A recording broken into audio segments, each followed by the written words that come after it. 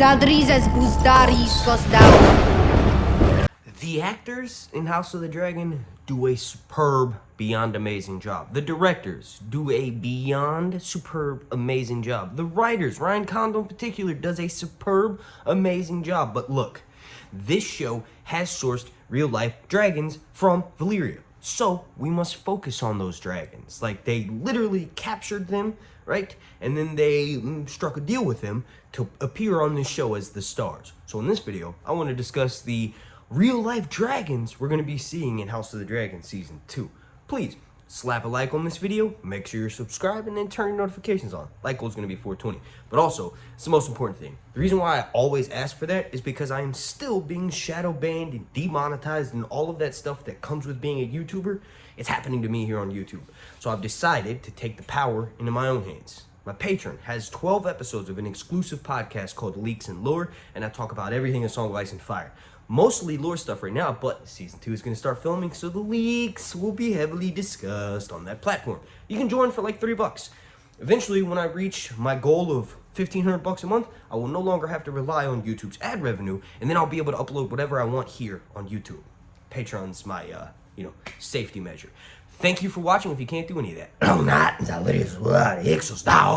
Okay, so the first dragon we will be seeing in House of the Dragon Season 2, some of these are ones that we didn't really get a good look of in Season 1, but I'll start with most of the dragons that are involved with the dragon seeds. Now, in Season 2, after Jacaerys returns from the north, him and Mushroom, canonically, propose the idea of seeking out more dragon seeds. They have dragons, they need riders. We saw it being set up in House of the Dragon Season 1, Episode 10 with Daemon singing to Vermithor, you know?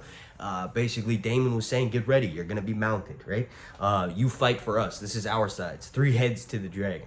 So, the first one I want to talk about, Sheep Stealer.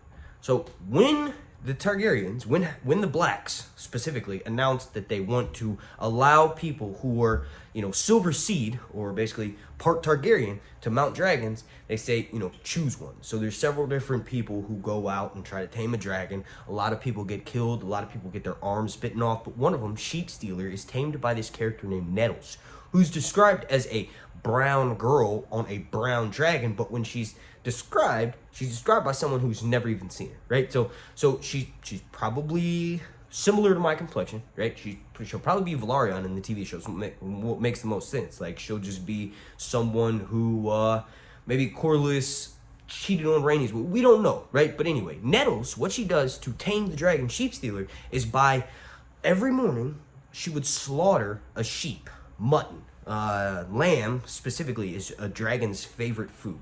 So there's people that think she may have enchanted the lamb itself, but no.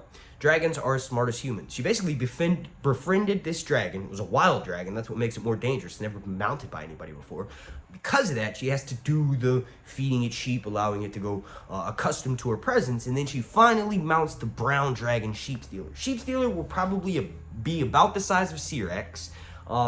And the color gradient will be like probably a darker bronze color, but then also golden scales to reflect. I think Sheep Stealer will look face-wise, body-wise different than Syrax, but the color coding will be similar. Not quite as bright as the golden scales of Syrax, more so bronze, like a darker bronze color. Probably similar to the dragon Vermithor, right? And then another dragon we're going to get to see. So that was Sheep Stealers being mounted by Nettles. But another dragon we're going to get to see is a combo. And this may not actually happen until Season 3. But there's 2 wild dragons who are never mounted. One of them, Cannibal, literally breaks into the hatcheries at the Dragon Mount at Dragonstone and eats little baby dragons. That's why it's called Cannibal. And then also it will feast on younger dragons if given the opportunity. And then another one is Grey Ghost. Grey Ghost is another wild dragon that lives on Dragonstone. It depends. We'll see what they do with the wild dragons on this show. But Grey Ghost has killed the small folk that believe Cannibal was on Dragonstone before Aenar the Exile and Daenerys the Dreamer came over with 5 dragons. All of them died except for Balerion. Then Vhagar and Meraxes were born sometime after that, before obviously Aegon conquered Westeros. But some of the small folk think that Cannibal was on Dragonstone before they got there. If that's the case, Cannibal would be bigger than Balerion the Black Dread, bigger than Vhagar.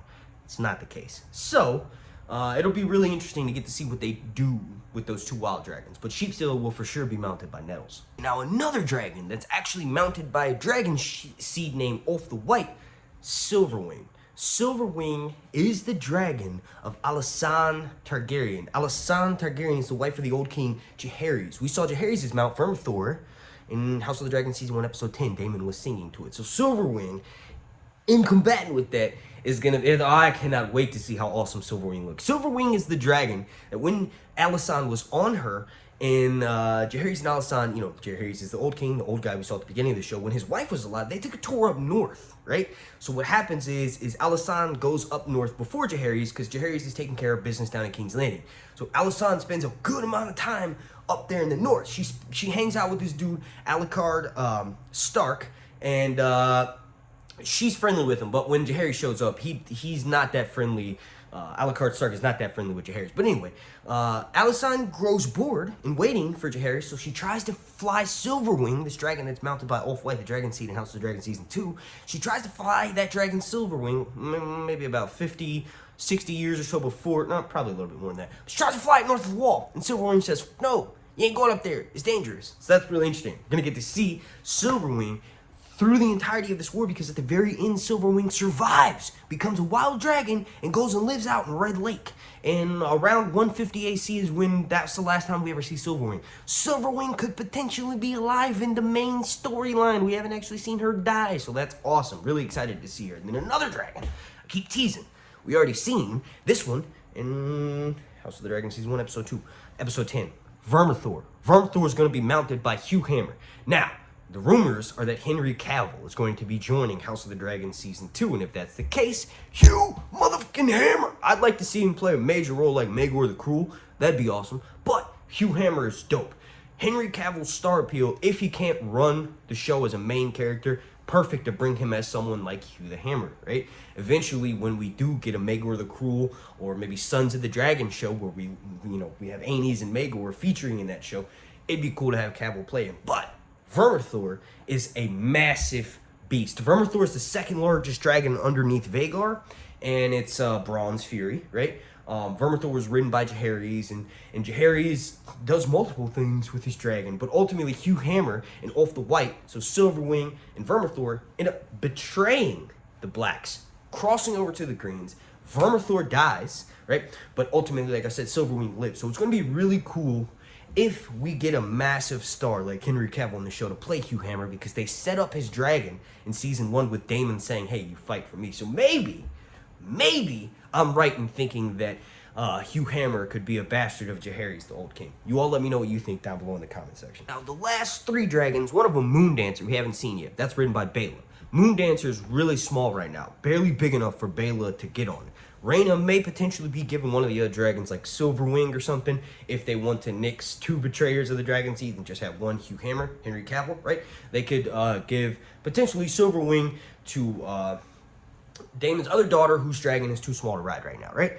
But the other 2 dragons that we're going to be seeing, and we've already seen, Sea Smoke should be appearing because he's claimed by Adam of Hall. So maybe when Lehner shows back up in the TV show, not a big fan of that decision, goes against canon, right? But we'll see how it's handled. It may be handled very well. And then lastly, Sunfire the Golden. I would like to see the most beautiful dragon of all time.